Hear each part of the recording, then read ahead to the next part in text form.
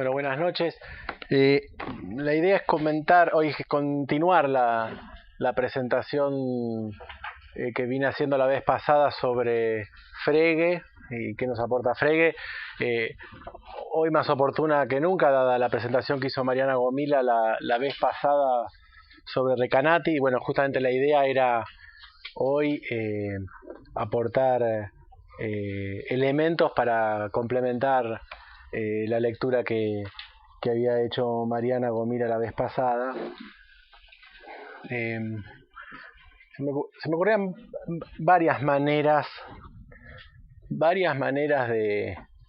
de presentar esto hoy. Una es este sistema de oposiciones, ¿sí?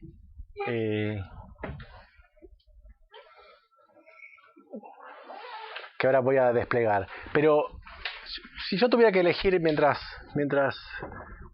recién hablábamos de las jornadas, me colgué con esto, y yo creo que una manera de presentar estos argumentos hoy, o qué nos aporta Frege, es cómo podemos entender la frase hay del uno. ¿Qué quiere decir hay del uno?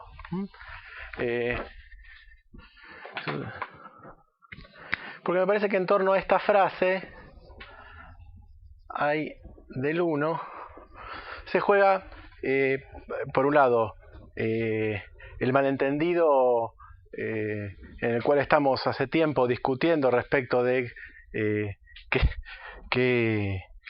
algo así como la base epistemológica que tomamos nosotros para el psicoanálisis, y esta frase condensa, me parece, la posibilidad de ese malentendido, porque hay del uno puede entenderse como que hay uno, ¿sí?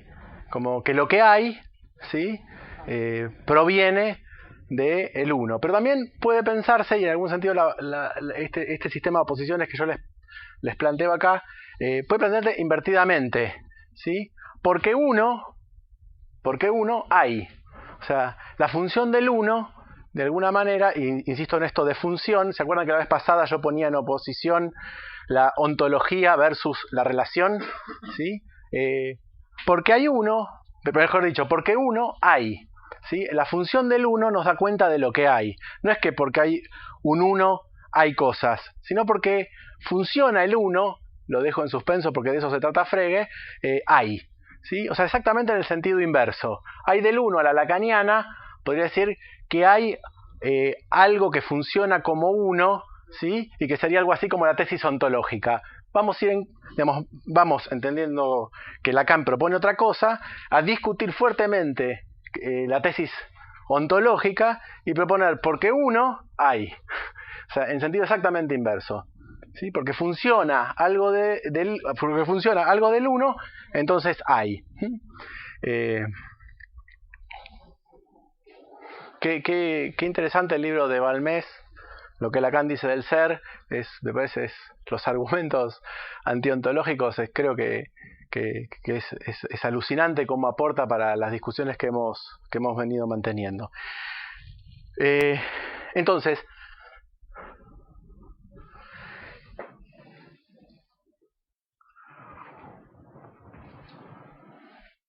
en este pequeño sistema de oposiciones, la ilusión es que hay ser, que hay cosas, ¿no? Esta sería la ilusión ontológica, ¿no? Que hay ser, ¿sí? Lo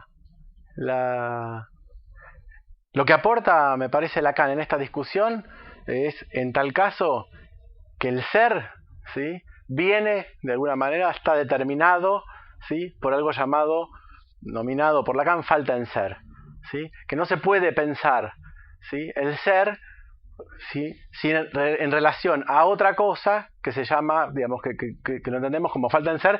Esto les propongo como equivalentes, ¿sí? Lo posible, de alguna manera también, está estrictamente determinado por lo imposible. Eso en matemáticas se entiende más, ¿no? En la función, digo, el campo de posibilidades de una función, el campo de lo que una función grafica, por ejemplo, ¿sí?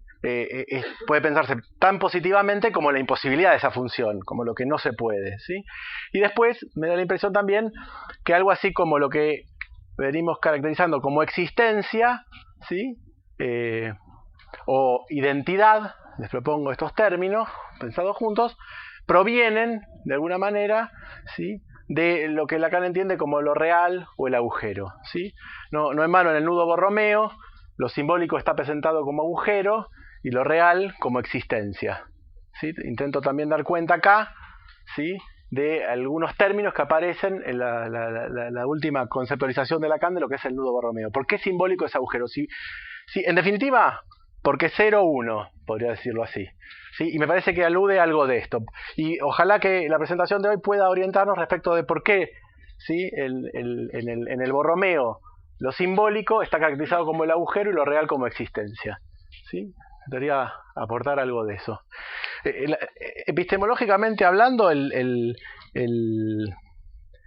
argumento de Frege, resumo brevemente lo que hablábamos la vez pasada, es estrictamente proponer las leyes de la aritmética, ¿sí?, en relación al funcionamiento de la lógica. Y cuando dice lógica, había una observación que yo vi de nuevo, al menos la primera parte. Había una pregunta de pura, pero había un malentendido, porque yo no había querido decir eso, ahora me olvidé, pero si en algún sentido tenía razón pura lo que planteaba la vez pasada. La cuestión, digamos, sería algo así, ¿sí? Hay número, ¿sí?, porque hay lógica, y hay lógica porque hay concepto, ¿sí? El concepto, ¿sí?, funda de alguna manera el número, ¿sí? El tema es muchísimo más amplio, pero podemos decir así: concepto, existencia y número se entrelazan, ¿sí?, fuertemente. Y ese es un poco el argumento de Frege, ¿sí?, porque hay algo funcionando, ¿sí? Podría ser la lengua, el lenguaje, ¿sí? Y el lenguaje implica la articulación de conceptos. Frege les decía la vez pasada que la conceptografía lo que funda de alguna manera es la primera formalización de la lógica, y él propone algo así como la lógica funcional. O sea, que se pueden pensar, por ejemplo, enunciados como predicados como funciones, ¿sí? Piensa algo así. Entonces, decíamos función, conjunto, concepto como equivalentes, ¿sí? Y podemos pensar la lengua, ¿sí?, y acá Recanati hace exactamente esa articulación, la lengua como, podríamos decir, la producción, ¿sí?, de enunciados o de predicados, ¿sí?, entendidos como conjuntos, ¿sí? Como conceptos, como conjuntos.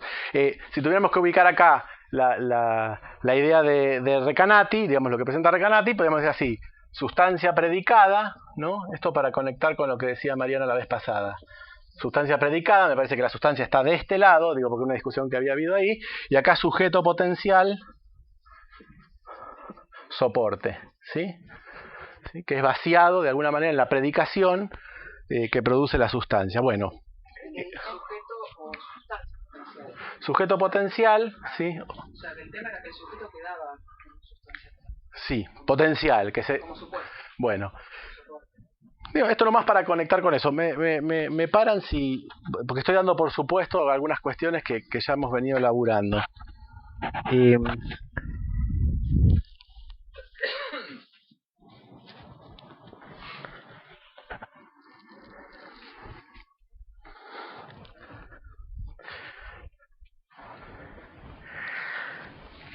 Lo que voy a tratar de explicar es este pasaje, ¿sí? Cómo se pasa del 0 al 1, así de simple. ¿Qué quiere decir en Frege este pasaje del 0 al 1? Que en rigor requiere un paso más, que les diría así, digamos, cómo se llega al 0. Pero bueno, ya vamos a llegar, no nos apuremos.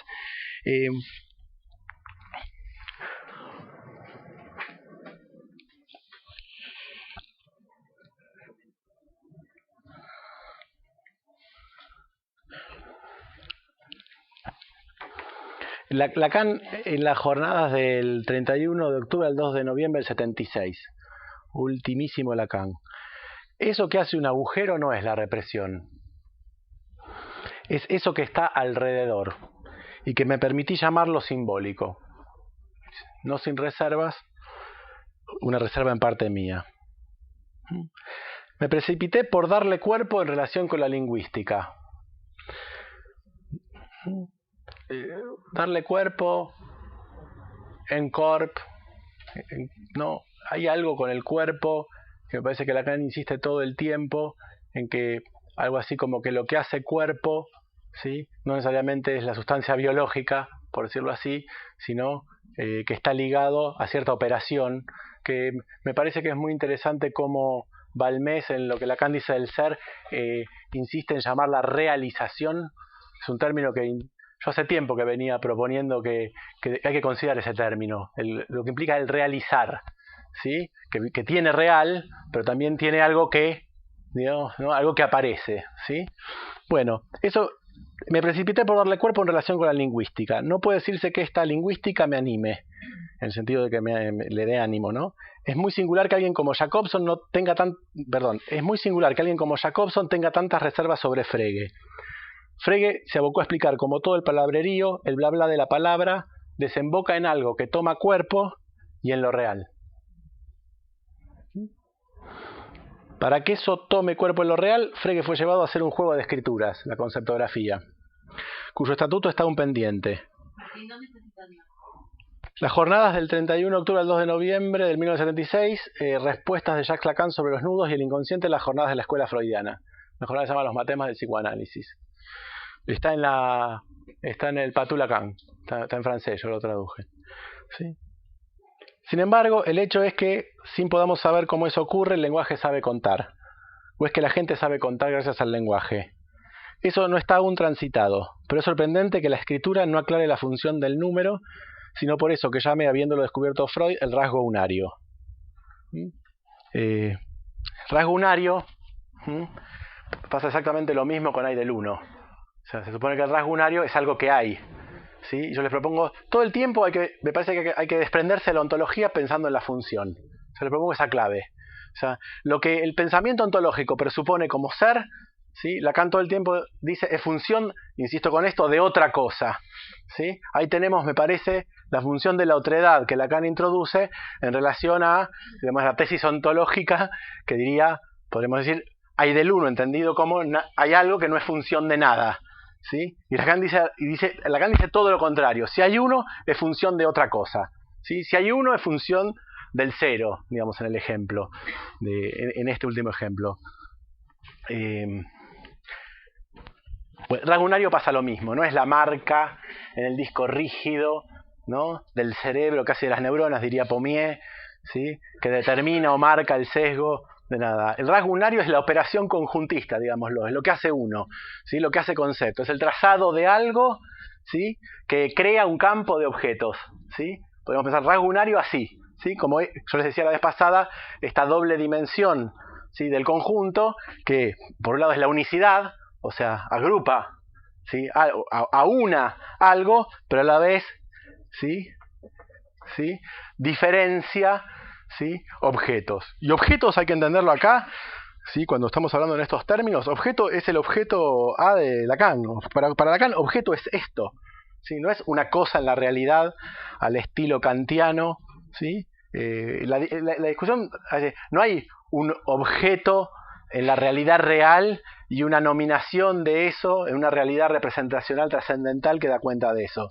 No. El objeto se produce como función de algo que es el lenguaje funcionando, que unifica, ¿sí? Algo y a su vez diferencia algo, ¿sí? Voy rápido porque son cosas que elaboré la vez pasada, pero si hay dudas me paran, por favor. ¿Sí?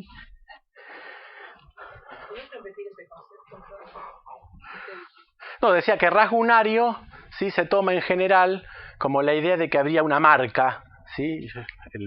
El ejemplo es los ciervos cazados, ¿no? Marcados en el hueso, cruzados por una raya, ¿sí? Entonces se cree que el rasgo unario es la marca en el hueso. Yo les propongo, no, el rasgo unario es lo que unifica esa raya transversal, ¿sí? ¿Qué hace? Supónganse, esto, podemos pensarlo así, hace conjunto de todo esto. Entonces, estos rasguitos así, sueltos, se unifican en algo así como un conjunto, que a su vez da cuenta de ellos como unidad, ¿sí? Los ciervos cazados, pero a su vez también es posible identificar ahí adentro cada ciervo cazado, ¿sí? Es ese doble juego que la vez pasada lo había trabajado como el... sí, pero en alemán, me olvidé el nombre en alemán. Bueno, el Einheit y el Einzigkeit, la unicidad y la unidad dentro de la unicidad, ¿sí? A lo que voy, básicamente el argumento es fuertemente antiontológico, ¿sí? Cuando decimos lo que hay o hay del uno, así como el argumento más insistente que vamos a tener acá, eso es función de otra cosa, ¿sí?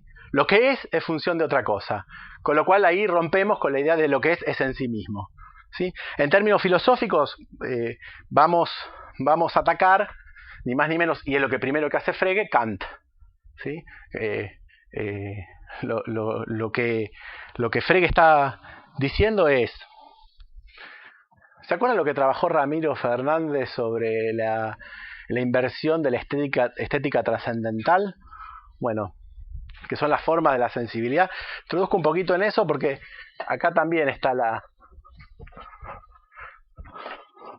o sea, en algún sentido la discusión es pertinente porque, digamos, para Kant hay el uno kantiano, y quizás para muchos lacanianos es el noúmeno, ¿sí? Eso a la cual no tenemos acceso sino por vía de la sensibilidad, y lo que aparece es algo así como el fenómeno, ¿sí?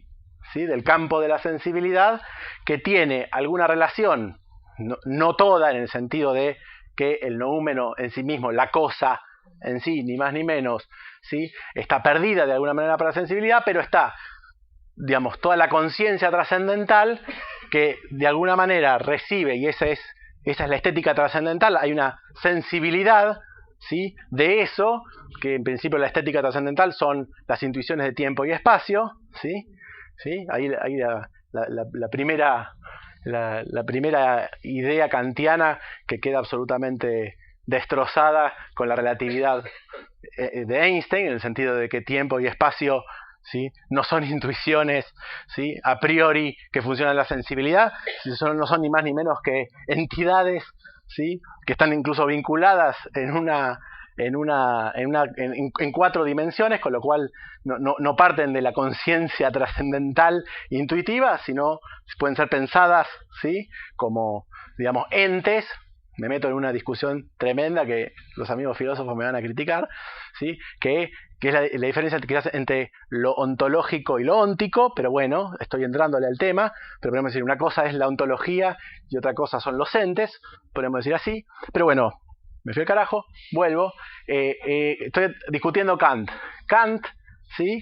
Kant propone algo así como que lo que aparece en el fenómeno aparece filtrado o percibido por una sensibilidad que es una intuición, ¿sí? Y sobre eso se hacen juicios, ¿sí?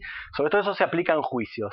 El número para Kant, ¿sí? Es un juicio sintético a priori, o sea, uno tendría de alguna manera el número ya incorporado, ¿sí? Funciona como a la hora de emitir un juicio sobre lo que la sensibilidad recibe. Los filósofos me pueden corregir para no criticarme después me critican cuando termino. Digamos, sobre eso se emiten ciertos juicios, y la idea de que un juicio sea sintético, la diferencia entre un juicio sintético y un juicio analítico sería que un juicio sintético, ¿sí? Existe, por decirlo así, corregime Ricardo, pero existe, podemos decir así, en sí mismo, es así, hay número, lo tenemos adentro el número, por decirlo así, no en sentido maradoniano, ¿no? Aunque de alguna manera podría ser así. Venimos con número adentro, como un a priori de los juicios, ¿no? A priori quiere decir que lo tenemos en nosotros, que no se verifica, ¿sí? Empíricamente. Ya tenemos, digamos, portamos el número. Lo que Frege va a discutir, ¿sí? Es que el número no es a priori, no es sintético, no está dado ahí, es analítico. O sea, hay leyes que rigen, podríamos decir así, la aplicación o la función del número, ¿sí? que pueden ser analizadas en función de otra cosa. Esta diferencia, de nuevo, lo mismo. Lo sintético, digamos, aparece como algo que no puede ser remitido a otra cosa. Lo analítico dar cuenta de que los juicios analíticos a priori pueden ser explicados en función a otras leyes, ¿sí? A leyes generales, universales, que se pueden desplegar, ¿no? Lo sintético sería que no se puede explicar más que eso, hay número, ¿sí? Y Frege dice, no, momento, el número puede ser pensado como un juicio analítico, ¿sí? A priori. O sea, fíjense el nivel de discusión que está dando Frege, que va a discutir, podríamos decir así, con algo así como los padres fundadores de la filosofía occidental, ¿no? Ni más ni menos que con Kant. No es menor porque es un matemático, ¿sí? Que está... Pero ¿qué quiere decir en este punto que es analítico? Y yo creo que, de nuevo, es clave, subrayen la palabra siempre otra cosa, ¿sí? Que el número, ¿sí? Se puede explicar como consecuencia del funcionamiento de ciertas leyes, ¿sí? O sea, el número no es en sí mismo, ¿sí? No es un juicio sintético a priori que portamos en nosotros mismos, casi diría por naturaleza, sino que puede ser explicado en relación a otra cosa que son las leyes del número, ¿sí? Esa es la apuesta fregiana. Y esas leyes del número no están ni en la conciencia, ¿sí? Va a decir Frege, no están ni en los objetos de la naturaleza, sino están exactamente así, digamos, vienen o se derivan estrictamente, ¿sí? Del funcionamiento de los conceptos. ¿Cómo lo dice?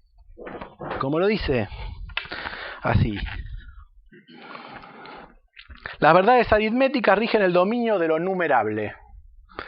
Lo numerable entendamos así como lo contable. Este lo abarca todo, pues no solo le pertenece lo real, no solo lo intuible, sino también todo lo pensable. ¿No deberían estar pues las leyes de los números en íntima conexión con las del pensamiento? Porque se piensa, hay número.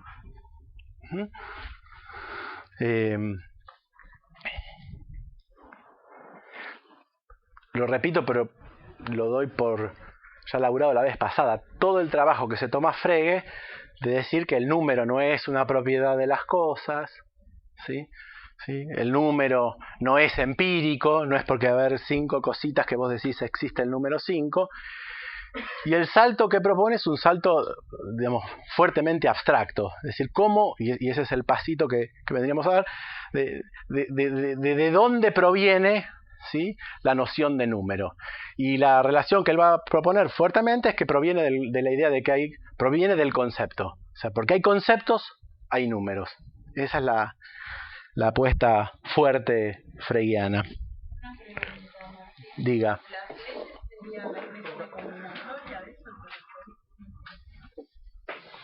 Digo, sí, las leyes a las que alude, que decía con la formación del número, son las leyes de la combinatoria.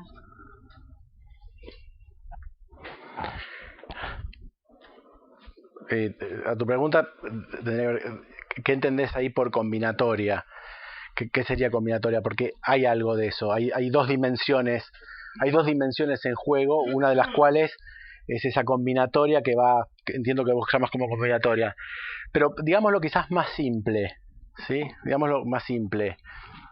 La noción de número, ¿sí? El hecho de que haya números, ¿sí? Me remito al párrafo recién citado. Está en estricta relación con el pensamiento. O sea, dejémoslo ahí. Vamos a tratar después de dar cuenta de cómo funcionan, qué relación hay entre el concepto y los números. Pero hay conceptos, hay número, ¿sí? Hay concepto, hay número. Digamos, iría por ahí. Cuando digo hay conceptos, en términos fregianos, también digo hay objetos. Habíamos ubicado la vez pasada que un conjunto puede ser pensado, y así efectivamente lo piensa Frege, como un concepto, ¿sí? ¿Sí? Animal del género Bovidae, es el conjunto de las vacas. ¿Sí? ¿Sí? Digamos, uno puede dar una definición de algo y dentro de esa definición, ¿sí? Esto es lo que subrayaba Mariana la vez pasada. Ex nihilo, por el solo hecho de dar esa definición, ya vienen, ¿sí? al mundo, ¿sí? Objetos. ¿Sí?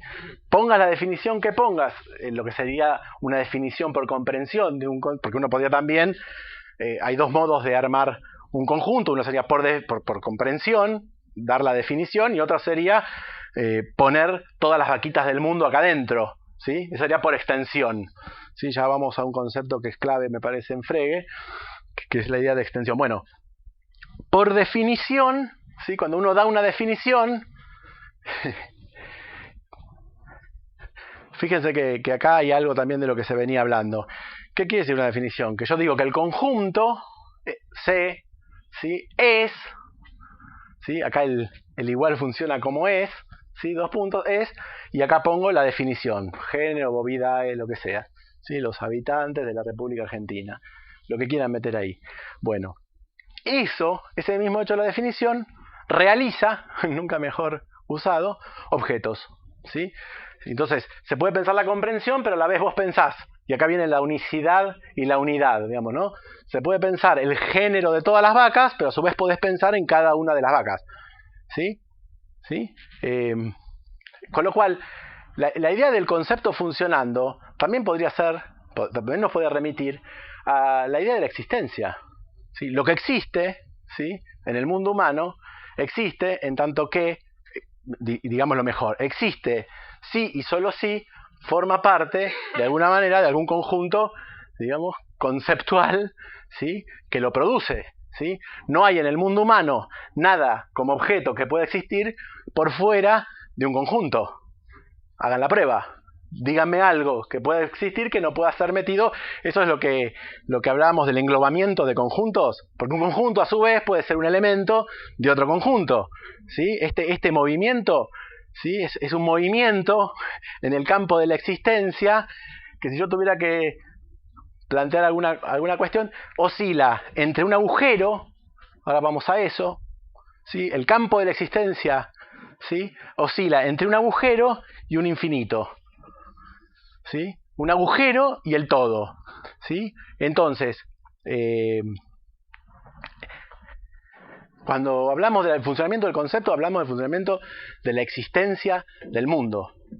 Disculpame, Martín, o sea, el campo de la existencia quedaría limitado entre el agujero y el infinito. Sí. Porque si no, el problema es confundir, o sea, pensar que el campo de la existencia es lo que está previo al concepto, que el concepto operaría sobre el campo de la existencia. En realidad el campo de la existencia es efecto de la operatoria de lo. Exactamente, ese es el núcleo duro del hardcore del problema. El núcleo más duro del problema es ese. ¿Y qué es lo que me parece que vos aclarabas la otra vez? Yo no veo muy bien, pero vos ahí donde está identidad, arriba dice existencia. Sí. No sé si, pero al menos para que se entienda mejor, porque si no confunde el tema del nudo Borromeo. Existencia así separado con el guioncito quedaría del lado de real, y ahí habría existencias en calidad de objetos. No, yo lo propongo así, y me parece que en real algo de existencia tiene que ver con eso. Y volvamos al punto anterior, que me parece que esa es clave. No es que, y de nuevo Kant, ¿sí? No es que hay cosas y que después hay representaciones, insisto con la representación de esas cosas, ¿sí? El significante funcionando, ya vamos a arreglar el bochín. Alfredo proponía ver si podemos articular todo esto a S1, S2, ¿sí? Me parece que podríamos hacer el intento, pero bueno, empecemos primero con Frege y después vemos si lo podemos articular cómo Lacan propone S1, S2, ¿sí? Podemos decir así, porque hay concepto, y el concepto podría ser el significante funcionando, ¿sí? Y un concepto podría ser un predicado, ¿sí? Los hombres son dos puntos, y ahora el conjunto de los hombres, ¿sí? ¿Sí? Un concepto realiza, ¿sí? Realiza objetos, ¿sí? No es, y esto es clave, no es una representación de un campo trascendental de objetos, sino que el campo de la existencia se realiza por el funcionamiento del concepto, ¿sí? ¿Sí? Que eso hace de alguna manera a la cita, nos remite a la cita de, digámoslo mejor, digámoslo con Frege. En este sentido, la existencia es análoga al número. La afirmación de la existencia no es, en efecto, sino la negación del número cero. ¿Sí? Otra manera de decirlo.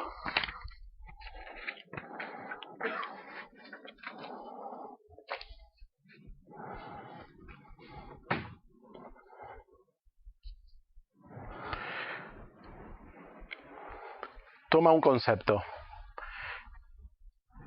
el número de lunas de Júpiter es 4. En este caso es, dice entre comillas, tiene el sentido de es igual. ¿Sí? Es lo mismo que. Tenemos pues una ecuación que afirma que la expresión el número de lunas de Júpiter designa el mismo objeto que 4. Y la forma de la ecuación es la forma que domina la aritmética. En este sentido, el I del 1 que decía que teníamos acá escrito antes, ese I podría ser algo así como el funcionamiento de un igual. ¿Sí? El I, ¿sí? Es esto, es tal cosa, ese es, ¿sí? Hay que pensarlo, ¿sí? Como una relación entre, ¿sí? Dos cuestiones, entre dos cosas, entre dos entre dos términos, dejémoslo ahí. ¿Sí? Que tiene la enorme ventaja, me parece que lo que acentúas tanto de función, de leyes, como no lo decís, lo agrego, tiene la ventaja de despejar el problema de que no se trata de nominalismo. Así que por ejemplo, todos estos ejemplos que dabas recién de Frege implican que no es perceptible por nuestra tradición que no se trata del nominalismo. Y por eso la acentuación que hace Martín del 2, de la lógica de la función, implica que hay que descartar la teoría del nominalismo, que a veces nosotros podríamos quedar cerca, decir que la cosa existe en función que le damos un nombre. Pero estos no son nombres. Por eso la base argumentativa es la aritmética. Si no, se podría creer que, como muchas filosofías lo sostienen, lo han sostenido, que la cosa existe a partir que la nominás, ya que antes de nominarla no te es asequible, no es pensable, no es inteligible, pero no se está argumentando en ese sentido. Hay una operación previa, o sea, no es la nominación. Sí, el riesgo de la nominación, en el sentido que propone Alfredo, no solo es que no es asequible, porque en algún sentido podríamos decir que sí, que a partir de que funciona el concepto se producen objetos que se pueden manipular, sino sobre todo el problema que se arma con el esquema kantiano, que es la suposición de que la nominación da cuenta de una representación adecuada a un objeto preexistente a esa representación. O sea, lo que se está atacando fuertemente es la idea, para nosotros, digo, como psicoanalistas, de realidad psíquica y realidad real. Claro, vos estás planteando que lo crea, no que lo nomina, sino que lo crea. Sí. Y en ese sentido decís lo realiza, lo hace real. Exactamente. Lo por una operación que articula varios términos. Claro. Porque no te da la idea de un término lo crea, que crea un objeto. Lo crea, ese un conjunto. Lo crea a partir de una operación que pone en relación al menos dos términos. Y agrego algo más. Bueno, esa operación, en esa operación, la clave es el igual. La clave de esa operación, A es A igual a A, así empezaba Recanati, lo que proponía esa operación, ¿sí? El pecado original de la ciencia que remitía Alfredo es suponer, ¿sí? Que A es igual a A, ¿sí? Que A es igual a A da identidad, ¿sí? O sea, lo que está acá en juego es, de alguna manera, el agujero, ¿sí? Que va a estar en el punto de partida de este problema. Miren cómo lo dice Recanati. O sea, una cosa es la nominación como adecuación de la representación a la cosa que la preexiste. Y otra cosa muy distinta es, como dice Recanati en la página 5, el sistema de la nominación, ahí tenemos de nuevo como usa en otro sentido nominación, es la envoltura de lo imposible de partida. Vamos a entender, vamos a tratar de llegar un poco qué quiere decir ahí envoltura, ¿sí? Pero muy brevemente, una idea útil quizás para todo lo que está diciendo es que en filosofía se distingue muchas veces el verbo ser en su función existencial y en su función copulativa. Lo que estás haciendo justamente identificando la función copulativa, está muy bueno poder verlo, poder ver la diferencia, porque si no quedamos siempre... Sí, y algo más, que pretendo no ser pornográfico, pero que la existencia depende de la copulación. O sea, sí, la existencia depende de la cópula, ¿sí? Que lo que es, ¿sí? Depende de un al menos dos que copulan. ¿sí? Acá lo que se ataca fuertemente es el uno. El uno entendido a la lacaniana, como hay del uno, entendido de que hay algo, ¿sí? Que es indivisible, que es en sí mismo. O sea, esto va a romper, por eso me parecía muy interesante esta referencia a que de alguna manera estamos así entre dos agujeros, lo dice todo el tiempo, entre dos infinitos, es lo que dice Recanati, ¿sí? Es como, no tenemos ninguna referencia, porque esto también se puede pensar así, referente, representación, ¿sí? Es la caída absoluta del referente, o podemos decir así, la idea de pensar el referente como realizado, ¿sí? Que ni más ni menos pensar que la existencia en el campo del lenguaje, en el campo humano, ¿sí? No depende de la naturaleza de las cosas, sino de la naturaleza misma del funcionamiento del lenguaje. Si de la naturaleza se trata, no es la naturaleza biológica natural, sino de la naturaleza, podemos decirlo, lógica, ¿sí?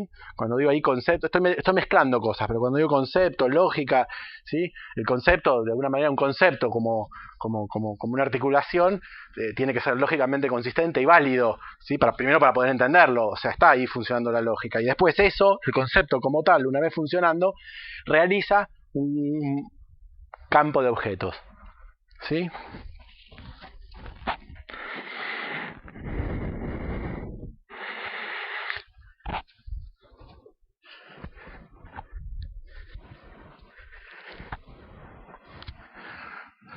Surgió, no pensaba ir por acá, pero surgió en relación a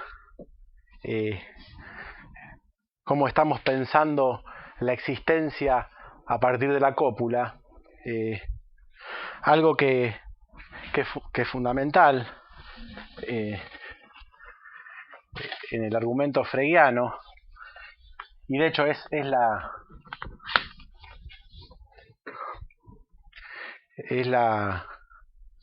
yo les decía que Frege hasta el año 80 y por la contraargumentación de Russell en relación a cómo entiende la extensión, se consideraba que, digamos, que toda su propuesta respecto de la naturaleza lógica del número era inválida, y en realidad en el año 80 el problema es se verifica que Frege se pierde porque no se dio cuenta del problema que había con lo que implicaba la extensión de un conjunto, que es un problema que se resuelve después cuando se formaliza, ¿sí? La teoría de conjuntos, ¿sí? A partir de la paradoja de Russell, ¿sí?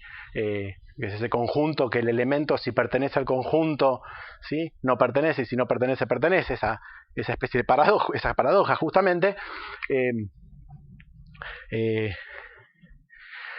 Decía, a partir del año 80 se llega a la demostración, digamos, del teorema de Russell por otra vía, evitando el problema de la extensión. Esa otra vía tiene que ver con el funcionamiento del igual, y tiene que ver con esto. Nosotros lo que estamos atacando es la idea del ser, digámoslo así,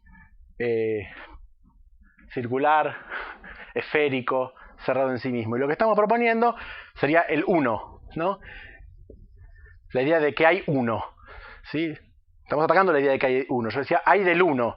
Y hay del uno no hay que empezarlo como que hay uno, sino como porque hay uno, porque funciona el uno, entonces hay cosas. Y el hay, ¿sí? Que es al menos dos, ¿sí? Eso es lo que me interesa, implica la cópula, se decía recién. La cópula entre al menos dos elementos, ¿sí? Donde podríamos decir así, A igual B. O lo que se hablaba la vez pasada, lo que sería una predicación, ¿sí? Un sujeto del cual se dice, el sujeto es el predicado, ¿no? Digámoslo así, ¿sí?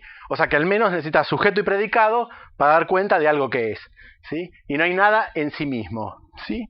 Hay una frase de Leibniz que es la clave, me parece, en esto, que es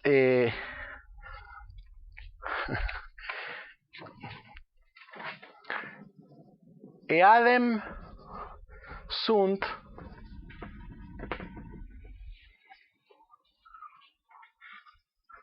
quorum, lo cita Lacan, unum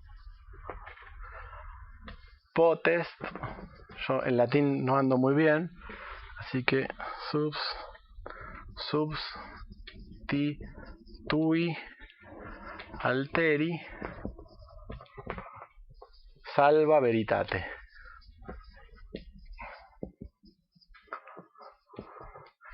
lo mismo es, lo que es igual o lo que es lo mismo es aquello que puede ser sustituido por otro, ¿sí? Salvando la verdad. ¿Sí? Esta frase, que es de Leibniz, ¿sí? Es la que la va a tomar Frege también, dice que lo mismo es aquello que puede ser sustituido, ¿sí?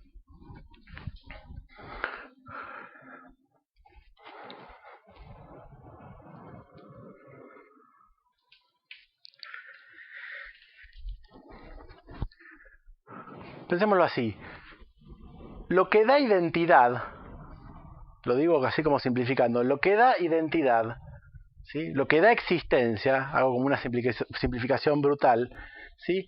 Es aquello que entra en un juego de sustitución de una cosa por otra, ¿sí? Si hay algo que puede ser sustituido por otra cosa, eso, ¿sí? Eso es igual, es idéntico. O sea, la identidad se funda. ¿Cómo? No, interrúmpame, ¿eh? La identidad se funda, ¿sí? En la posibilidad de algo así como una sustitución de un término por otro. ¿Se entiende la potencia de esto? No es menor lo que estoy diciendo porque estoy hablando de la metáfora, ¿eh? O sea, aquello que puede venir en lugar de otra cosa da cuenta de la identidad, ¿sí? Fíjense el problema, ¿sí? Que en principio, o sea, lo que se está atacando en esta idea es que no hay nada idéntico a sí mismo, ¿sí? Que la identidad, ¿no? Lo que decía antes de la identidad, no proviene, ¿sí? No proviene de nada en sí mismo, sino proviene de la posibilidad de que hay algo que sustituya a otra cosa salvando la verdad, diría Leibniz. O sea, que hay algo que puede entrar en una... podemos entrar, que puede funcionar, ¿sí? Como eso. ¿Sí? Digo porque, de nuevo, el 2. ¿Sí? Hay, digamos así, del 1, hay del 1 porque hay un sistema, no sé cómo decirlo, una lógica, ¿sí? Que está funcionando donde una cosa puede contar por otra. Esta es la vía y esta es la salida que se encuentra después de Frege el problema de la extensión. O sea, el problema, todo lo que en Frege está sostenido, articulado como la extensión de un conjunto, ¿sí? Se resuelve 100 años después por la vía de lo que se llama la equinumerosidad, que es que hay funciones biyectivas entre conjuntos. Vamos a tratar de desarrollarlo. María. ¿Qué significa esto de salvar la verdad? ¿Qué significa esto de salvar la verdad? Yo pienso, esa sustitución de la que vos estás hablando, es una sustitución que me imagino no es total, o sea, que quedaría un resto insustituible. ¿O me explico? Sí. No son dos piezas intercambiables, digamos, sino que es quedaría como algo, siempre quedaría. ¿A qué se refiere esa frase de salva veritate? ¿Cómo es? Veritate. ¿Querés contestar, Alfredo? Sí.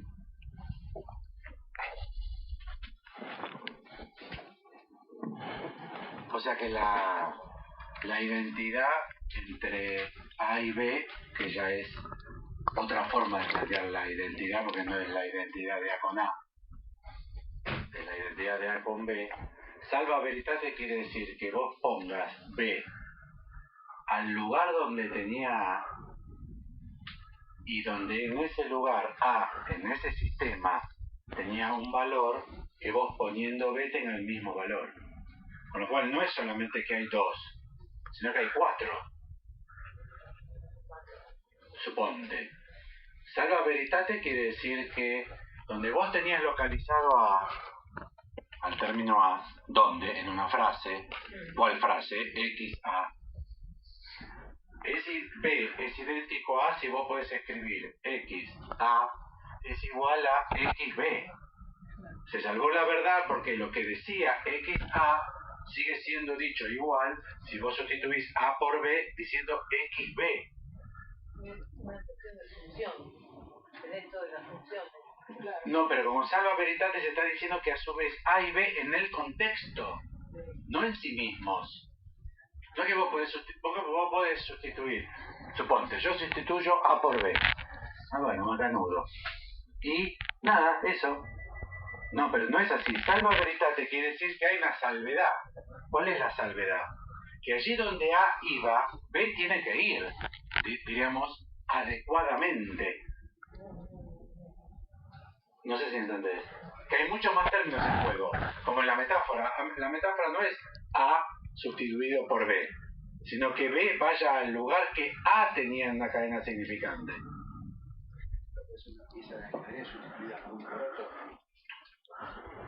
Una pieza de ajedrez sustituida. No. No, porque hay que especificar.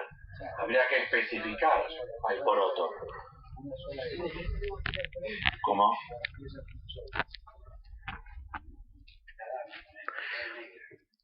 Sí, claro, sí, y se puede jugar perfectamente. No sé si les pasa, pero en casa nunca los juegos están completos. Nunca las cartas son 40, nunca las fichas, nunca están los 32 trebejos. Pero si faltan poquitos, no hay problema. Si faltan muchos, sí, porque terminan siendo todos porotos negros y ya no sé cuál es cuál. Pero si vos decís, la torre blanca será un poroto, no hay ningún problema si ese poroto se mueve hacia adelante y vertical y come así. Esto es que mantiene el sistema de relaciones con alfil, caballo, reina, rey y peones. ¿Cómo? Que el trebejo torre tenía en su sistema. O sea, lo que no es tan visible, pero hace falta recordar, es que A y B, salva veritate, indica que A en su sistema. Si vos podés sustituir A por B en ese sistema y se mantiene lo que se quiere decir, lo que se quiere expresar, entonces hay identidad. ¿Ven cómo se empiezan a multiplicar los términos, no? Estaría dada la identidad por el contexto. Por supuesto, sí. Lo que sería para nosotros, supongan para metáfora, cadena significante. O sea, que se diga el nombre de una mujer y se la sustituya por la puta de Dios, ¿es verdad o no es verdad? Y no, pero hay que ver el término que uno está sustituyendo, qué lugar tenía, a ver si el otro le cabe. Con lo cual, no solamente aparecen dos, como dice Martín, que A no es igual a A, sino que A es igual a B. Y atención, A sería también igual que A, ¿no? Si hacemos el trabajo, llegaríamos también a... En el sistema donde está inscrito, como proponía Federico, por ejemplo, en el sistema de un juego de ajedrez, en la relación entre las fichas. Si no, no haría falta la cláusula salvavidas. Lo mismo es aquello. Lo mismo es aquello uno que puede ser sustituido por otro sin perjuicio de la verdad, sería la traducción. O sea que, ¿sí? Podríamos decir ahí, es lo mismo, ¿sí? Lo idéntico es aquello, y acá viene como el delicado punto clave de la argumentación, que es otro, ¿sí? Lo mismo se funda, ¿sí? En la función de lo otro, ¿sí? Que puede funcionar como, ¿sí? Sustituto de eso uno, ¿sí? Funcionando igual. Vamos a tomar cómo lo toma Frege, cómo lo concibe Frege esta cuestión. Es muy claro. Y da un ejemplo, da dos ejemplos muy interesantes. Uno, geometría. Uno más fácil, uno más complejo.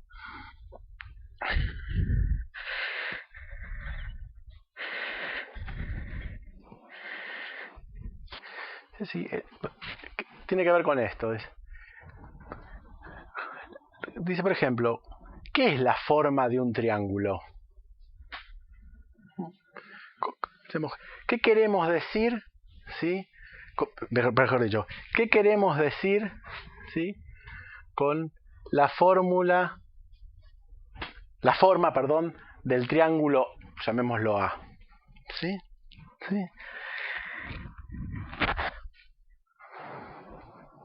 Fíjense cómo funciona esto de la sustitución generalizada. Él dice, la forma del triángulo A es la extensión del concepto, la forma del triángulo A es la extensión del concepto semejante, acá tenemos el concepto, semejante al triángulo A.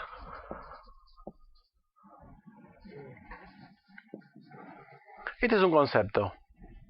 ¿Sí? Las categorías fregianas darían cuenta así. Hay concepto, ¿sí? Eso, digamos, eso implica la formación de un concepto, implica, ¿sí? Digamos, algo así como la realización de un objeto, ¿sí?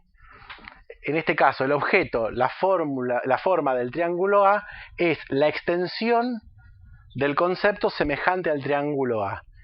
Eso quiere decir que la forma del triángulo A, ¿sí? Que uno podría pensar, y jugando un poco con las cosas, A es el triángulo en sí mismo, ¿sí?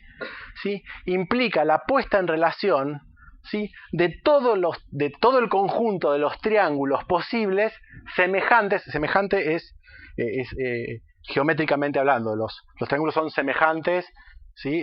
Semejante quiere decir igual en términos geométricos. Los triángulos son semejantes. Entonces, el concepto semejante al triángulo A, ¿sí? que da cuenta de la fórmula de ese triángulo A, pone en juego algo así como el conjunto de todos los triángulos posibles, ¿sí? que son semejantes, ¿sí? a la forma del triángulo A. Otra manera que tiene de decirlo es, ¿sí? la dirección de una recta en el plano, llamémosle la recta R, ¿sí? es la extensión, les propongo como acá, ¿sí? la idea de una forma de un triángulo la piensa como extensión de un conjunto. O sea, como de algo que sería una unidad, ¿sí? la forma de tal triángulo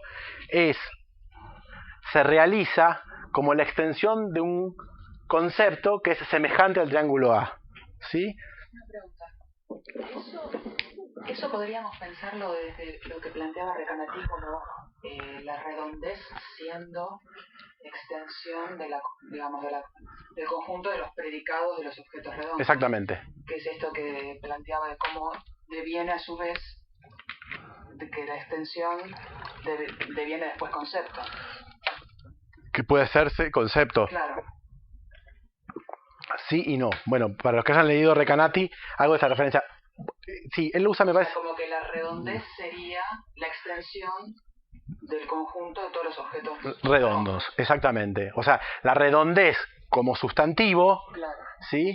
¿Sí? Como sustancia, ¿sí? Se produce, ¿sí? Como algo así como esa propiedad común, ¿sí? De todos los objetos redondos. ¿Sí? Es clave esto, cómo la extensión está funcionando. La extensión que alude a una multiplicidad, de nuevo volvemos a la idea de conjuntos. La extensión de un conjunto, podemos decir que da cuenta de todos los objetos que caen bajo él, unifica, ¿sí? Da unidad, ¿sí? al concepto. ¿Sí? Entonces, hay algo que es uno, que es la fórmula del triángulo A, que se sostiene, podemos decir, en una equivalencia, en una igualdad, ¿sí? que está dada por semejante, ¿sí? al triángulo A. Lo mismo con la recta. ¿Sí? La dirección de una recta es la dirección en el plano. ¿Sí? Digamos, la inclinación de cómo va. ¿No? También se puede decir que la dirección de la recta A es la extensión del conjunto paralelo a la recta R.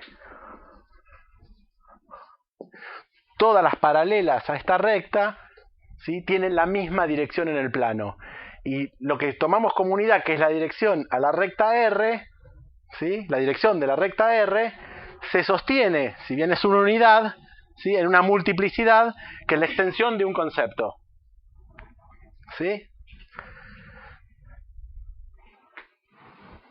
¿Sí?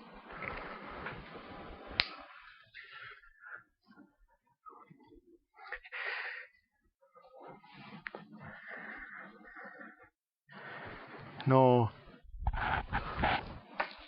ojalá se pueda transmitir, pues me parece que, de nuevo, estamos atacando fuertemente un principio ontológico, ¿sí? Lo que es en el campo del concepto es algo así como una propiedad, lo digo así, transversal, ¿sí? ¿Sí? Una propiedad transversal a unas multiplicidades, ¿sí? Transversal quiero decir con esto, es lo mismo que las rayitas del rasgo unario, ¿sí? Hay algo que unifica, ¿sí? Que de alguna manera, ¿sí? Da cuenta de esa multiplicidad que hace uno, ¿sí? De nuevo, ¿sí? Hay del 1 implica al menos 2 funcionando en equivalencia, ¿sí? No quiero decir equivalencia porque matemáticamente no es apropiado. El término es extensión, ¿sí? La extensión de un concepto, ¿sí? Da cuenta del campo de objetos que a su vez arma ese concepto como uno, ¿sí? ¿Se entiende? Tendemos a ver que el concepto hacia el objeto, pero esta otra vuelta es ese campo de objetos, ¿sí? Que son la extensión del concepto, sostiene a su vez la unicidad del concepto, ¿sí? Que se llama la sustancia potencial, que a su vez pasa a ser nueva sustancia, que sería esto del soporte. Me parece que tiene que ver con lo que veíamos con Recanati, que se puede poner de ambos lados sustancias potenciales. La forma del objeto del triángulo A funcionaría como un nuevo concepto. Triangularidad, por ejemplo.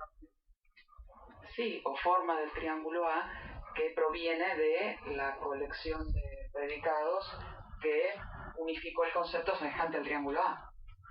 Y que, como vos decís, y a su vez es lo que lo soporta al concepto semejante al triángulo A como uno. Sí, a mí me parece que hay más que eso.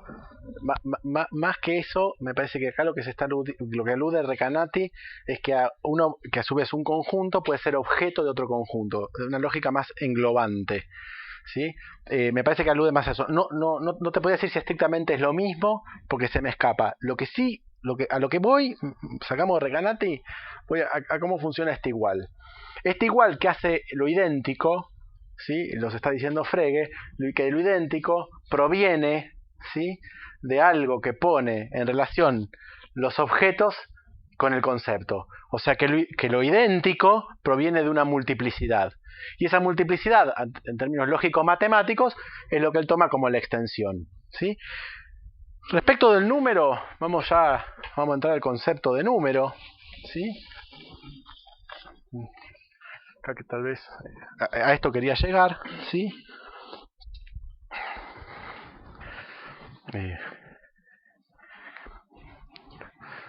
Está clara esta lógica. Bueno, el paso que da Frege es que a un concepto que realiza un campo de objetos, y tomando lo que acabamos de decir, y ese campo de objetos que da unidad a un concepto, ¿sí? A eso le corresponde algo así como el número, ¿sí? O sea, podríamos decir así, el número, ¿sí? Es una consecuencia, ¿sí? De esto. Porque hay concepto, hay objetos, y hay algo que llamamos número, ¿sí? Que de alguna manera es inherente a esta lógica. Fíjense que ya el número no es ni propiedad de las cosas, ni está en la naturaleza, y el número emerge, no sé cómo decirlo, pero emerge, se realiza, aparece, ¿sí? En algo así como la propiedad existencial, ¿sí? La función existencial que da cuenta de la identidad que jamás puede ser referida, ¿sí? a algo en sí mismo, sino es este funcionamiento de concepto-objeto. Y lo dice así. Vamos a ponerla, porque esta es la definición taxativa. Si entendemos esto, entendemos Frege. El número, ¿sí? Que corresponde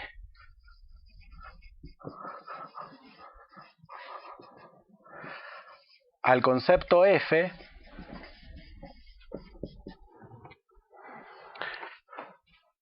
o sea, está claro que para Frege el número es, ¿sí?, una consecuencia de que hay conceptos, con lo cual no importa qué concepto F, porque hay concepto, hay número. Jugando un poco, porque hay concepto, existen, hay objetos, hay existencias, y si hay existencias se pueden contar, y si son numerables hay número. Si se pueden contar son numerables, digo un poco la cita de Lacan, ¿no? El lenguaje sabe contar, ¿sí? Si el lenguaje realiza existencias, esas existencias se pueden identificar, y si se pueden identificar, necesariamente aparece el número. Digo, lo que está acá implícito es que, digamos, no hay duda de la frase de que al concepto le corresponde un número, sea cual sea el concepto, ¿sí? No hay concepto sin número, ¿sí? El número que corresponde al concepto F es la extensión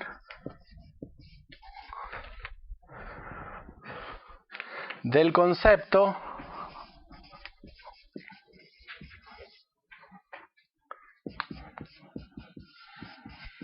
equinumérico, ahora vamos a eso, equinumérico al concepto F.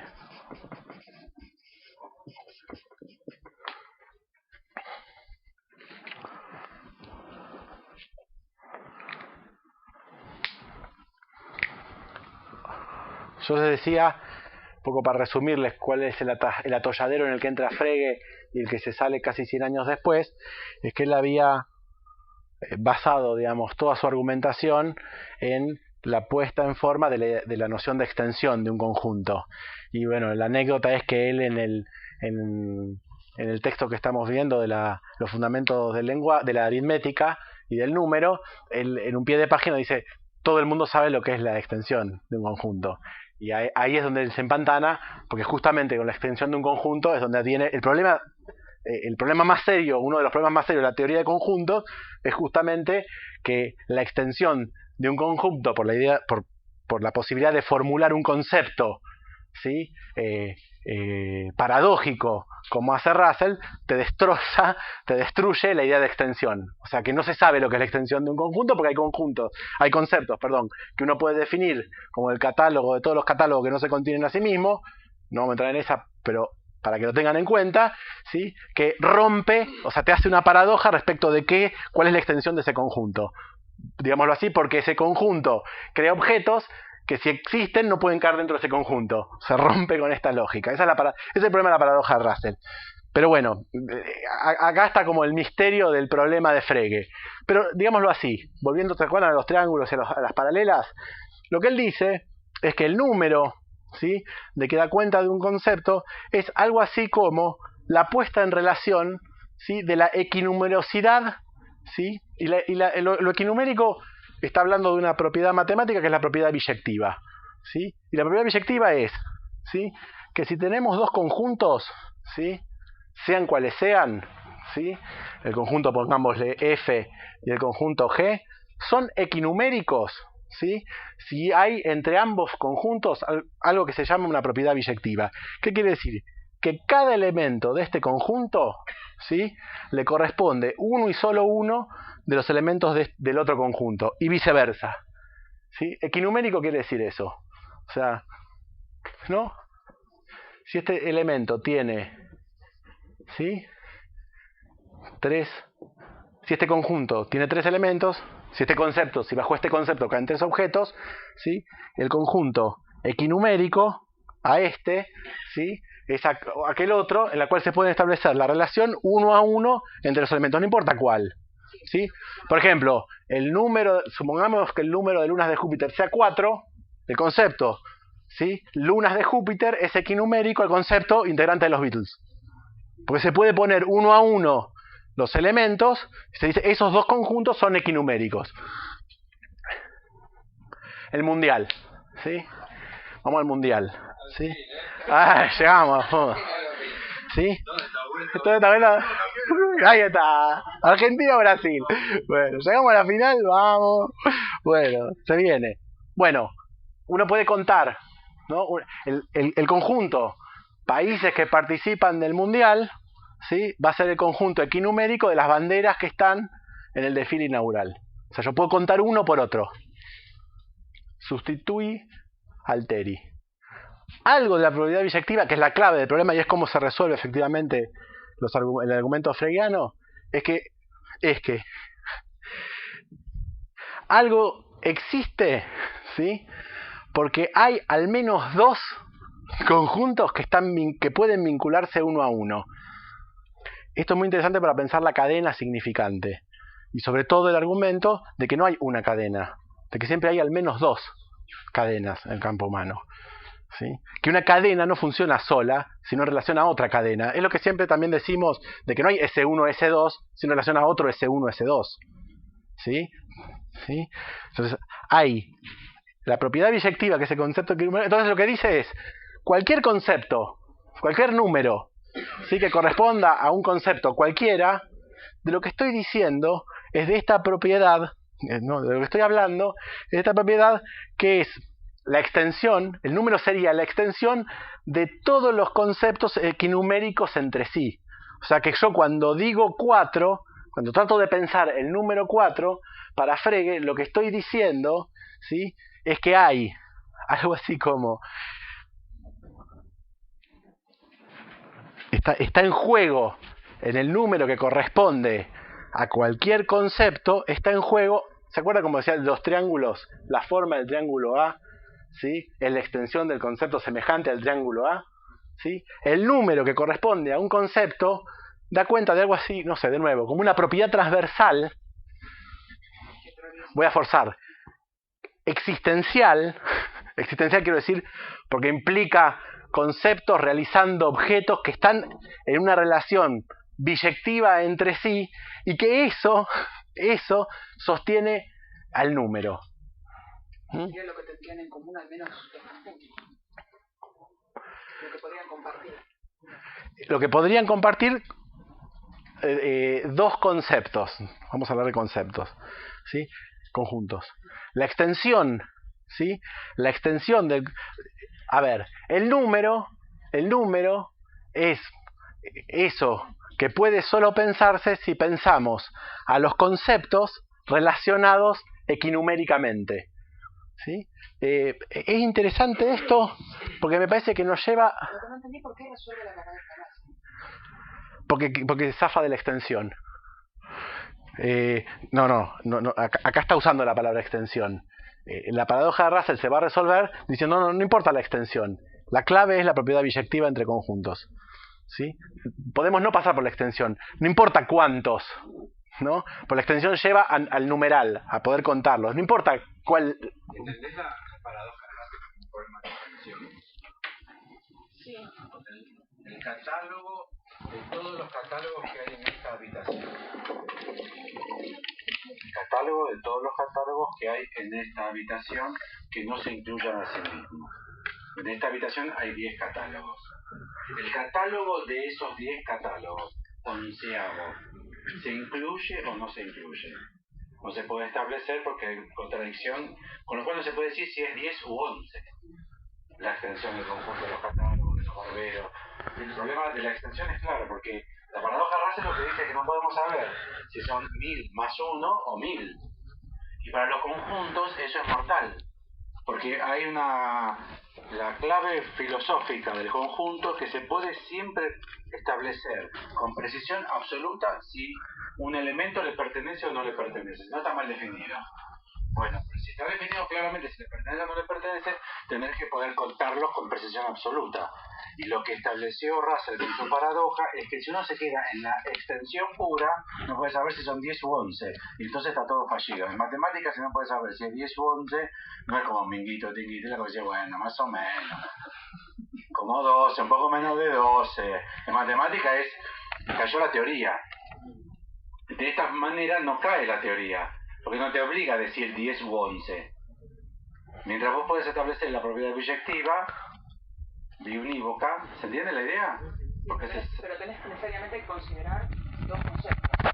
No podés decir cuál es la extensión de... No, biyectivo ya implica la conexión de los elementos de los conjuntos. Con extensión pura tenías que establecer un número. Y Russell encontró un montón de paradojas donde no se podía establecer ese número. Por eso parecía que caía. Pero si vos no le exigís que te diga el número 10 u 11, Entonces no hay ese problema. ¿Queda clara la paradoja de Russell? ¿Hay duda? Porque... Sí, me parece porque podría estar. Bueno, ayúdenme porque tiene esas cosas de que cuesta pensarlo, pero...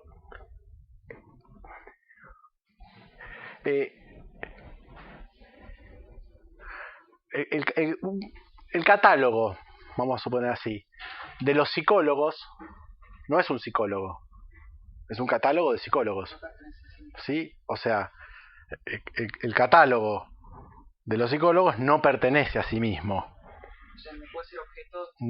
no es objeto del catálogo, ¿sí? ¿Sí?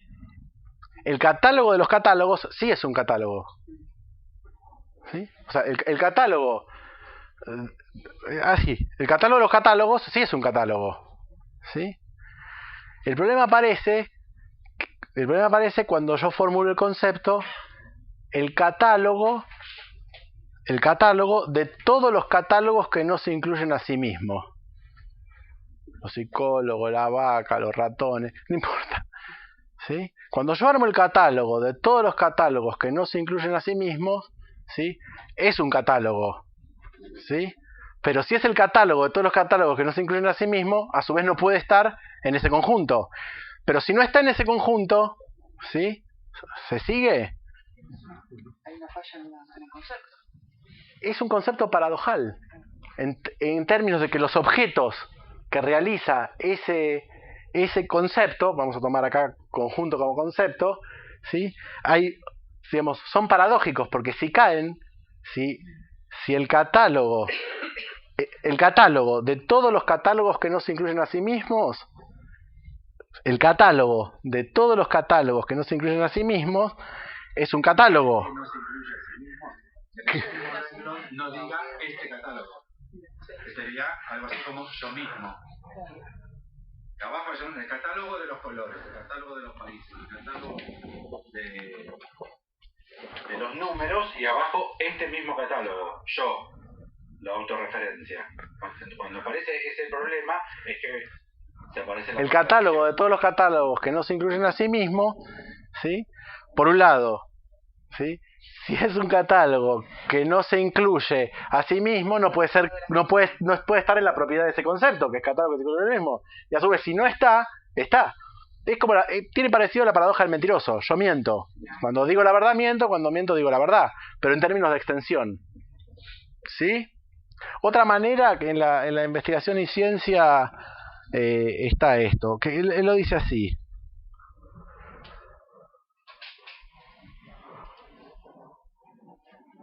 No, este es mucho más complejo. Pero bueno, la idea es la misma. ¿Se entiende? El catálogo de todos los catálogos que no se incluyen a sí mismos, ¿no? Entonces tenemos los catálogos que no se incluyen a sí mismos, ¿sí? De eso hacemos un catálogo. De eso hacemos un catálogo, que son todos los catálogos que no se incluyen a sí mismos. Al hacer eso, tenemos un objeto, ¿sí? Ese objeto, que es el catálogo de todos los catálogos, digamos, todo concepto, y ahí viene Recanati, puede ser objeto de otro conjunto.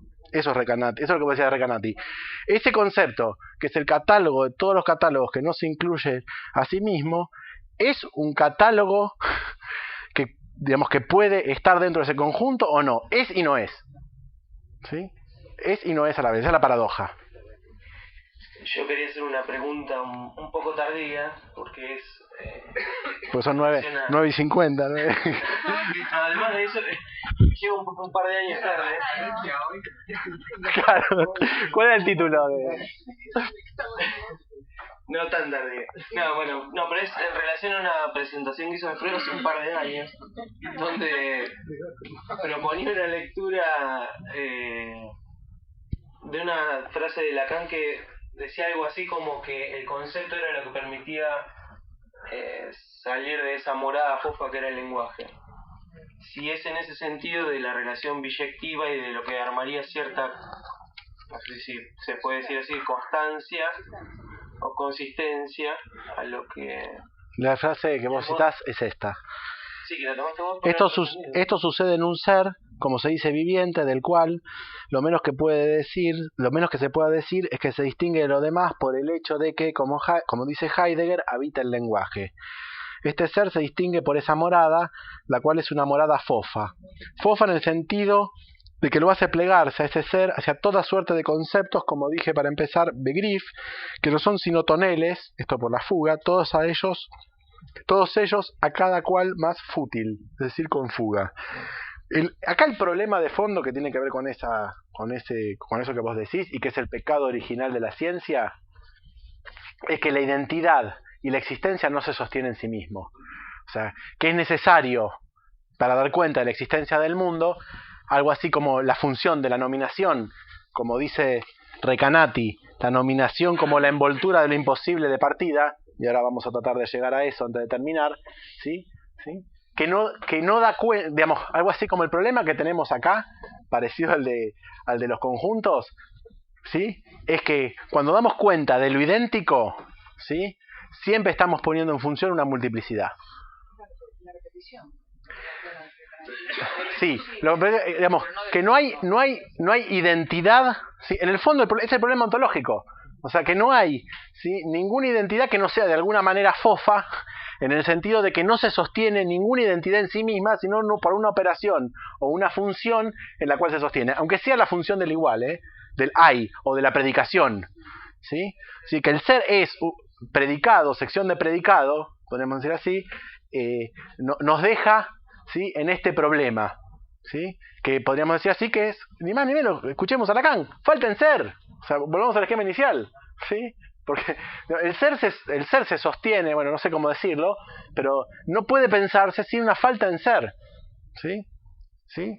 ¿Sí? La identidad, ¿sí? No puede ser pensada sin un agujero, la existencia no puede ser pensada sin un agujero, ¿sí? Y de alguna manera, volviendo a lo que decía antes el nudo Borromeo, ¿sí? Y eso vamos a tratar de terminar con eso hoy si llegamos, es que lo simbólico hace agujero. Hace agujero quiere decir, ¿sí? El agujero en lo simbólico es exactamente este problema, es que nada de lo que se realice en el campo de lo simbólico va a estar por fuera, ¿sí? De cierta función de agujero, en la cual, podríamos decir así, va a ser necesaria una máquina lógica que sostenga la identidad, ¿sí? Hay la identificación pensando la repetición y la identidad, ¿sí? Como una función de nominación que tiene que estar funcionando siempre para sostener la identidad, ¿sí? Que podría ser la relación, digamos, del ser a la lengua, o sea, que es necesario hablar para existir, ¿sí? Es necesaria una función que predique todo el tiempo, ¿sí? Lo que hablábamos del nominalismo. No, porque el nominalismo supondría que que hay un ser en sí mismo previo, y que el nominalismo sería dar cuenta de ese ser.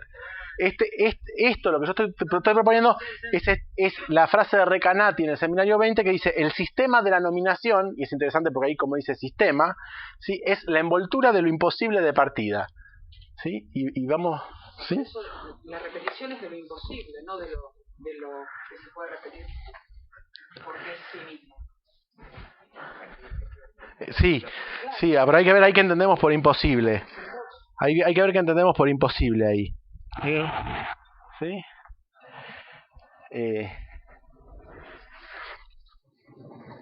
Lo que me parece que Lacan le reprocha a Frege en algún momento, no recuerdo dónde, es no haber articulado esto al significante. Porque Lacan dice, esto es lo mismo que yo quiero decir cuando digo S1, S2, ¿sí? Que en el juego de los significantes, ¿sí? Hay algo así como sujeto dividido, ¿sí?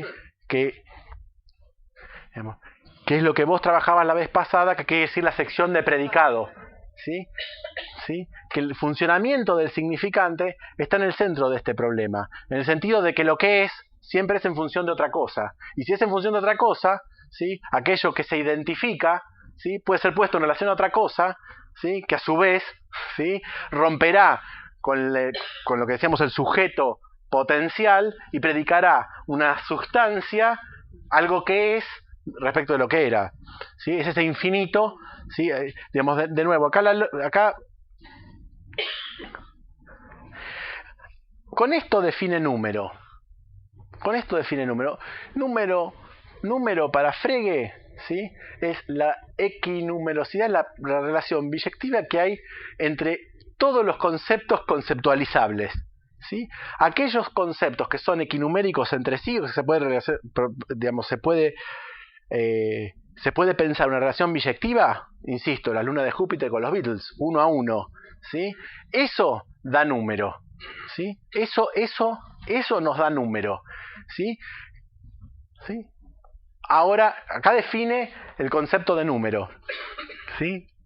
Ahora, después lo que avanza en la argumentación es, bueno, entonces, ¿qué es un número? ¿Qué es el número? Lo define.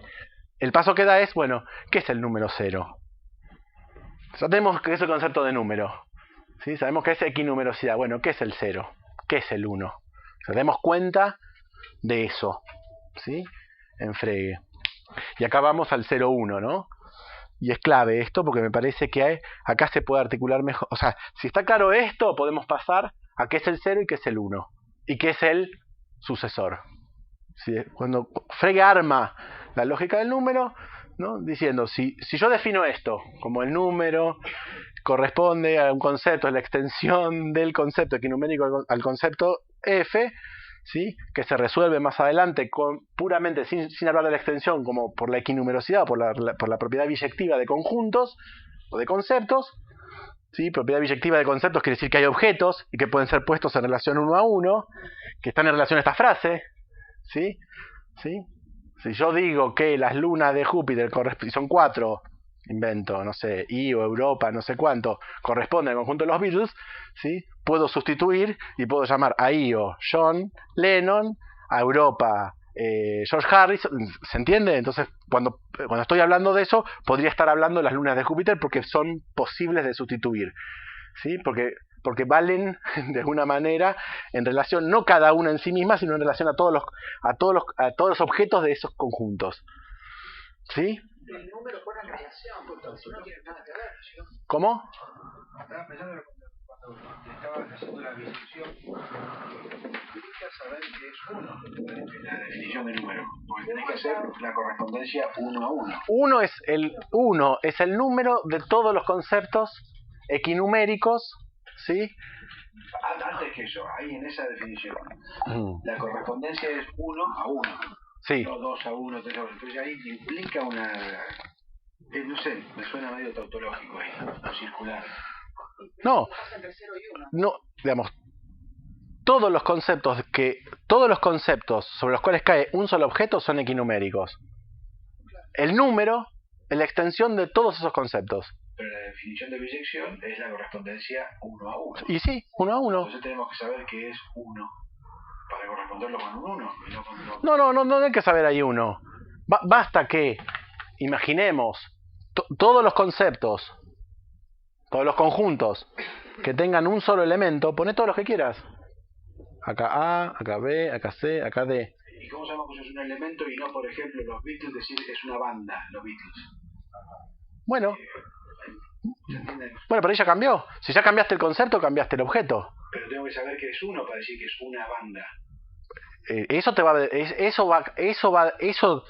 objeto va a caer bajo un concepto, ¿sí? Si yo digo conjunto integrado, Los rolling del otro lado, porque no hay otra manera. no ponga los rolling, pone banda, pone No, una banda. ese es el objeto, decime qué concepto, decime el concepto. No, la biyección solamente. No, pero decime el concepto que te da una banda, definime el concepto. Una banda es el concepto. No, pero ese no es un concepto, es el objeto. Vos definime el concepto, no importa cuál. Vos digamos, 1 es el número de todos los conceptos, ¿sí? Bajo los cuales caen uno y solo un objeto. En relación biyectiva. Porque un concepto que tiene un conjunto que tiene un objeto, se puede perfectamente poner en relación biyectiva con cualquier otro conjunto que tenga uno y solo un objeto. Porque la correspondencia es biunívoca. No, a mí no me queda claro, porque la correspondencia yo puedo estar haciendo una correspondencia triunívoca, de 1 a 3, sin saberlo, si yo no sé... Vos decime el concepto y yo te digo qué objeto cae. Porque sabés antes que es el número 1. No, sin saber qué es el número 1. Vos decime un objeto, vos decime un concepto, y yo te digo, definime un concepto. Banda de rock no es ningún... ¿Qué objeto cae en banda de rock? Eso no es un concepto. La diferencia entre uno como extensión y... Satélite natural del planeta Tierra. Bueno, Luna. Cae uno, ¿sí? Ahí. Es empírico en ese caso. Cae uno. No. Es un relevamiento empírico. Porque si hay uno que no viste... No, yo te sigo. Me parece que hay que tener como dos salvedades distintas. Una es todo este sistema que nos obliga a pensar que allí donde creemos que hay objetos y nombres, en realidad en la base hay ideas que requieren el trabajar con imposible, no imposible, o sea, ideas lógicas. Esto nos advierte de que hay ideas lógicas en la base. Inclusive lo que parecía menos requerirlo, como la aritmética, pero hay que proponer eso. En la base de la aritmética hay una lógica. Y con la potencia de esa idea logró, por ejemplo, justificar por primera vez racionalmente el surgimiento del 1 a partir del 0. Esa es una cuestión.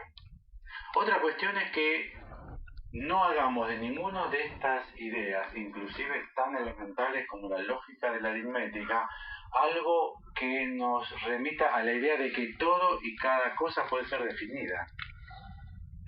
Porque hay arranques axiomáticos. Yo lo recordaba la vez pasada porque me parece que es una monstruosidad que nos aparece. Que después nos ponemos como recursivos en el mismo sistema y ya pretendemos que sobre todo y cada cosa que decimos haya una argumentación que la justifique. Y por ejemplo, teoría de conjuntos carece ni más ni menos que definición formal de conjunto, de elemento y de pertenencia. Con lo cual llega un momento en que vos tenés que recurrir a ciertos principios que no van a ser definidos. Por eso teoría... Porque él exigía, lo que Federico exigía es que vos decías este con este. Entonces él saltaba y decía, no, guarda con esto que vos decís este, porque vos no me has definido este. Con lo cual tendríamos que tener una definición previa de qué es este, porque si no puede ser una relación biyectiva de esto con esto, si no tengo una definición de esto. Pero guarda ahí, porque se nos arma la ilusión que todo y absolutamente todo será definido, y en realidad no hay sistema que no parta de ciertos valores axiomáticos. O sea, ciertas convenciones mínimas que tenemos que admitir para empezar a hablar. Y aquí también la vas a encontrar, porque en realidad la vas a encontrar en cualquier sistema. No hay sistema que no arranque de un axioma. Ahí lo que hay que tener en cuenta es Hilbert-Gödel. Hilbert decía, no, todo puede ser estrictamente definido, hay que pensar con tiempo y razón y encontraremos definición absolutamente para toda. Te hubiese contestado, mira, no la tengo de esa, pero la encontraremos mañana. Tranquilo. Es el sistema de Hilbert. A eso le responde Gödel con un teorema, o sea, una demostración matemática, de que nunca podrá ser definido todo. Que siempre habrá elementos que te quedarán sin definición. Y ahora nos estamos encontrando con ese problema. El que haya elementos que carezcan de definición formal en el sistema formal no nos tiene que por qué llevar de vuelta al empirismo, a la suposición de que hay objetos, sino que todo sistema tiene elementos en sí mismo, todo el sistema formal tiene elementos en sí mismo que son axiomas. De todas maneras, es así, tal cual. La teoría axiomática de conjuntos, la formalización que se hace de la teoría de conjuntos, y se define, por ejemplo, la extensión para evitar la paradoja de Russell, se define con un axioma. Que algo así como dice, extensión de un conjunto es todo elemento que pertenece al conjunto. Una boludez así. Una boludez así. Entonces, según cómo defina lo que la pertenencia al conjunto, bueno. Pero yo, de todas maneras, creo que tu pregunta no requiere ninguna axiomatización, no requiere ningún axioma. ¿Sí? Yo digo, lo que vos preguntabas, el numeral 1, el número 1, como el número 2, como el número 3, como el número 0, ¿sí? Lo que yo quiero decir es aquello que, ¿sí? Es aquello que pone en relación, ¿sí?, a todos los conceptos bajo los cuales cae un objeto, 0 objetos, 2 objetos, 3 objetos. No es necesaria ninguna axiomatización. Cuando vos me decís... ¿Cómo haces para tomar Yo Lennon. ¿Cómo haces para tomar John Lennon por la derecha y un Bueno, muy fácil, definís yo te desafiaba, definí el conjunto, ¿no? Y ponele, el conjunto, vos querés un conjunto que en la definición tenga John Lennon y que tenga uno, bueno, ¿sí? El Beatle que mataron en el año 80. Bueno, pero de vuelta, eso tampoco está formalizado. Siempre vas a tener que arrancar de alguna frase no formalizada. Bueno, arrancá de un concepto.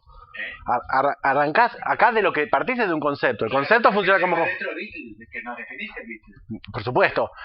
Bueno, ahí tenés el tema, pero ahí tenés más el tema del contexto, Alfredo. Ahí tenés el tema alguien que no conoce los Beatles, ese concepto no le dice nada. Lo qué, ¿no? Esta frase antes de 1980 no tenía una frase es un tema menor, porque es la tachadura sobre A mayúscula, ¿eh? Lo que estamos encontrando es que la tachadura sobre A mayúscula no es para nosotros un tema menor, porque lo que estaríamos buscando si no sería A mayúscula sin tachar. Lo que nos hemos encontrado es con la barradura del A, y es que A no puede dar cuenta de todo lo que argumenta A.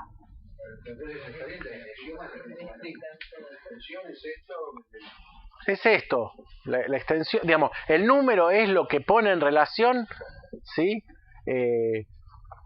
La equinumerosidad de conjuntos, y cuando digo equinumerosidad tiene que decir que si uno tiene tantos elementos, para que sean equinuméricos, para que sea biyectivo... Me parece que se dice, lo que dice Fede es que me parece, ¿no? Que es que se define el número sobre la idea de que ya hay número. O sea, porque ¿cómo se...?